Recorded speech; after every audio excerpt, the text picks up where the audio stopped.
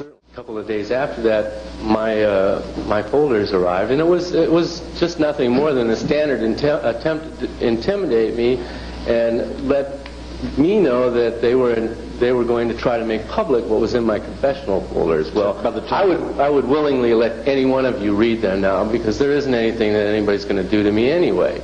I did what I did, I've been what I've been, and I've either learned from it or I haven't, so I don't have any secrets that way, but it was an attempt to intimidate me. They brought out my B1 file. I didn't even know it was that thick. I was rather flattered. I didn't know that they could get that much stuff out of it, but there were a couple of files sitting right next to me at in the courtroom that had my name on it, and they didn't have anything else but my confessional folders and my B1 file. The B1 file comes out of the confessional folders. I could walk into the organization and remove the executive director, whether he was the president of the church in that state or not. I could walk in and show him my missions orders and say, "You're on your way to flag. Be ready in a half hour." And there wasn't going to be anybody that would give me any crap about it. Maybe I'm being a little strong in my language about it, but I'm trying to get across to you that a Sea Org member on a flag mission order or an L. Ron Hubbard personal mission, which I have been on, had unlimited ethics power in the organization, unlimited ability to walk in and remove the directors and send them packing, have them before what the church calls a committee of evidence, and have their confessional folders brought out, gone through, and charges made, and have them brought up before the committee on it. Nothing to it. That was just standard everyday stuff. The church is very fond of telling you that nobody has access to those confessional folders. It's just not true. One of my jobs when I first got into the upper level executive structure was briefing couriers on how to get things in and out of the country.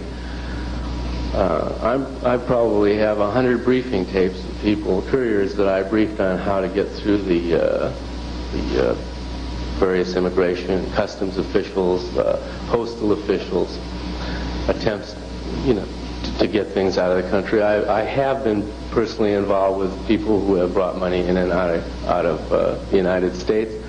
My ex-wife and I smuggled $2,000 worth of rand apiece into Clearwater on our last mission from South Africa in 1976. $2,000 worth of what? Rand, Kruger rand. Oh. That's the form of currency. I'm familiar with the fact that it isn't just an accident if some money gets out of the country. It's a regular established procedure. There's an interesting thing about the procedure too, because on the face of it, it looks like everyday business activities and students coming in and out and so on and so forth, which is of course exactly what it's supposed to look like in school. Children were routinely transported from Los Angeles to the Mexican base and birthed and housed there under the care of various base personnel, so that their mothers and fathers could get on with their business within the church. A lot of them had to get the kids out of the country and out of the way of production. Mexico, of course, at that time, and 10 years ago, was still pretty wild. In fact, there were bandit groups roaming the hills, and they used to come down to the base. The base fell under my sphere of responsibility as an operating project. I was in charge of operations. The bandits were coming in at night, and they were stealing grain, and they were stealing saddles, and whatever wasn't tied down, and whatever they could get away with, and causing a lot of commotion. And I was asked to go down with another ex-member of the church, whose name I don't care to give you, because he's still around. We were asked to go down there and eliminate the bandits. The person at that time had free access, in fact was dealing in arms at the time, and was routinely used by the church on various guardian operations. We were asked to go down, and actually went into briefing to go down and set up a little infrared sniper scope in the middle of the night and make sure the bandits didn't bother us anymore. I just want to get across to you that at that point in time with the church, that sort of thing, they were impeding Scientology. They were nothing but bandits, and they had to be gotten out of the way. All I can say was at the time I was willing to go. I don't necessarily feel good about that now, but at the time I didn't make any protest. caretaker used to come up from Mexico on a weekly basis to get money to bring back down because they did their purchasing in Mexico because of the price difference. The area was incredibly infested with scorpions, snakes, tarantulas, spiders. The area around the base house had a lot of shrubbery up against the house, and the place had never really been made habitable. The man brought me up a jar full of scorpions, tarantulas, and laid at me. He says, "Look at it. He says, we've got to have money to clear this brush out. So one of these kids gets it. You and I are the ones that are going to be in trouble because we're responsible for the area. The rest of the church is going to take the rap if a kid gets killed down there."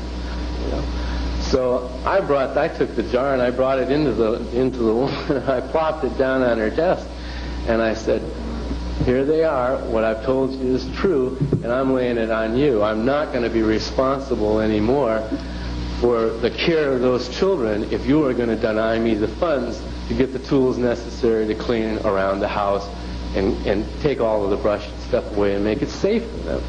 And I eventually got the money, by the way, but I was no longer in financial favor in the church. It was a little hard to get. Before I managed to get out of Clearwater and go back to Los Angeles on a leave of absence, I set up bunk beds in the Fort Harrison Hotel up to the ceiling and just packed them in like rats.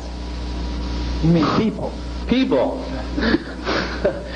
There were rooms that were smaller than the division in this area here that had bunks in them 5 high, and clothes strewn all over, sea bags full of clothes. Just very often had people that were sympathetic to the church that would apprise us of inspections that were going to take place. And if that would happen, if we would get a forewarning of it, we had drills set up to pull the bunk beds out, move the dressers out, ship them over to one of the other houses until the inspection was over, and then bring it back and pack them back in again.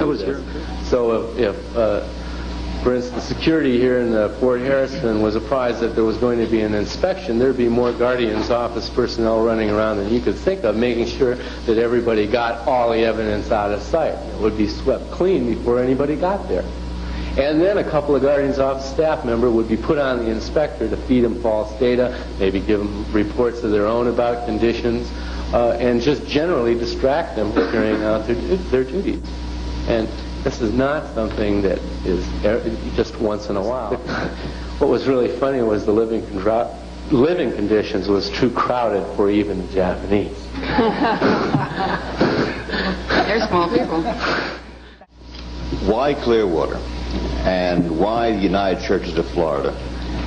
And not Tampa, Brooksville, or Miami? Lay in a cover so that when the church came in, all of the questions that could be asked and all the investigations that could be done to discourage them from coming in had been done on an organization that really didn't exist anyway except as a facade to waste your time on.